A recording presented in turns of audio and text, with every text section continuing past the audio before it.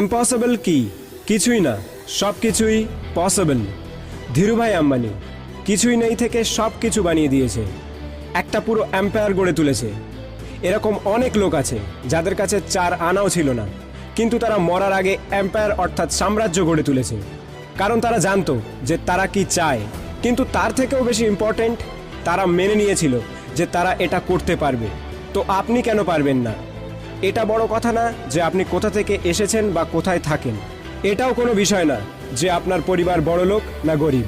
শুধু একটা জিনিসই জরুরি, সেটা হলো আপনি আর আপনার নিজের উপরে ভরসা, যে আমি যে কোনো কিছু করতে পারি, যে কোনো কিছু, সব কিছুই সম্ভব। Anything is possible. যে জিনিস আপনি মন থেকে মেনে নেন সেটাই আপনার রিয়েলিটি হয়ে যায়। আমার কাছে কোনো পয়সা নেই, বিজনেস ব্যাকগ্রাউন্ড নেই, ফ্যামিলির সাপোর্ট নেই, এসব এক্সকিউজ। আমাদের লিমিট আমরা নিজেরাই বানিয়েছি আমাদের মনে।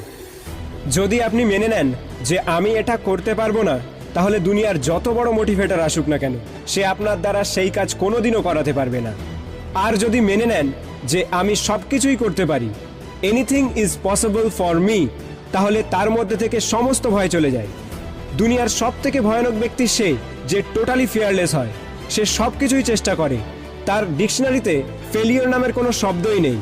প্রথমে বিশ্বাস করো যে সব কিছুই সম্ভব, তারপরে প্ল্যান তৈরি করো যে আমাকে কেমনভাবে এই কাজটি করতে হবে। দিনের 18 ঘন্টা দিয়ে দাও সেই প্ল্যানকে এক্সিকিউট করার জন্য। যদি ফেল করো তাহলে শেখো, পুনরায় চেষ্টা করো, হার মেনে নিও না, করতে থাকো যতক্ষণ না সাকসেস হও।